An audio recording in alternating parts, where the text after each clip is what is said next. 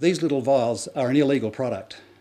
They each contain 1 ml, say 10 eye drops of bile from the critically endangered Asiatic black bear or moon bear.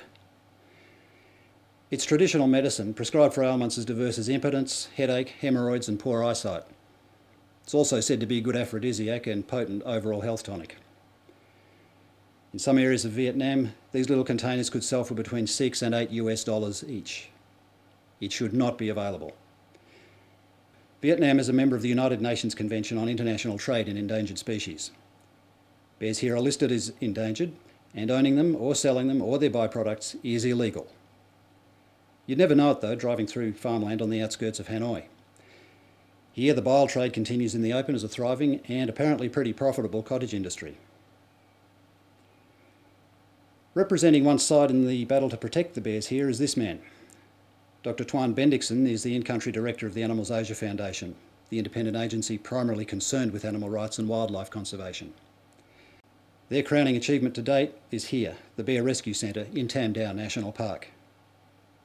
The bears here have all been rescued from illegal farms. At the present, in Vietnam, there is no protected area for bears, although there are many national parks, but they are not protected. So even with this bear we have now, if we release them back in the wild today, we are sure that they'll be caught the next day. So at the moment, we just have to get them here until the government can come up with a highly protected area and with a guarantee that the bear will not be poached, will not be exploited. Seeing the bears here, well fed and free to roam in something close to their natural habitat, it's hard to imagine the suffering they've endured before arriving.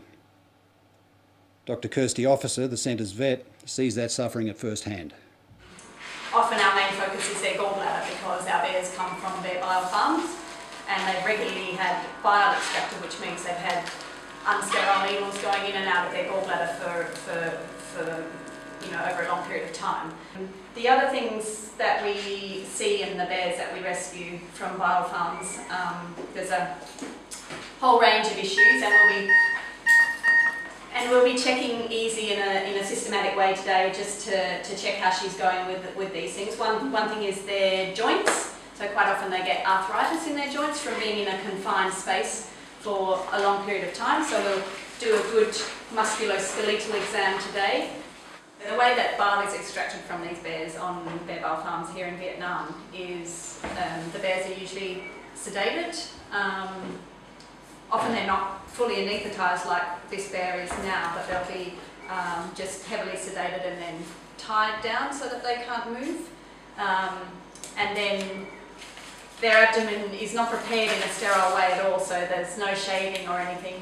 And the person that's extracting the bile will just locate the area they think the gallbladder is in and then put a needle into the gallbladder and withdraw the bile.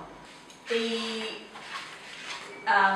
issue is that nowadays bear bile is not needed in order for people to be able to take the deoxycholic acid to treat those liver complaints.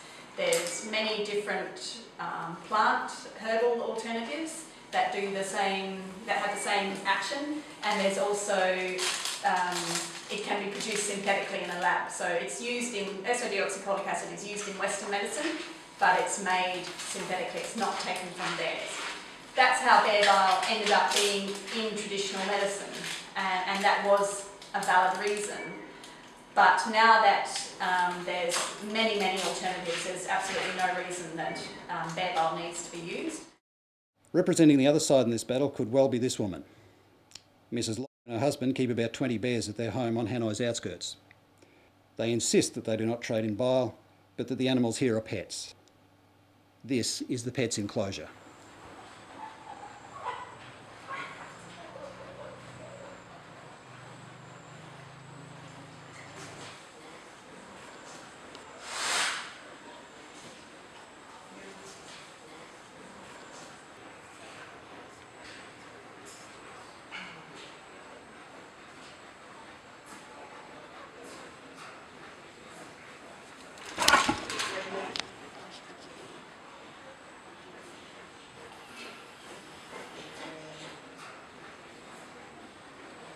Now, for some time, Mrs. Locke and Dr. Bendixson have been negotiating about getting these bears released, but she keeps changing her terms and the extortionate price that she wants for them.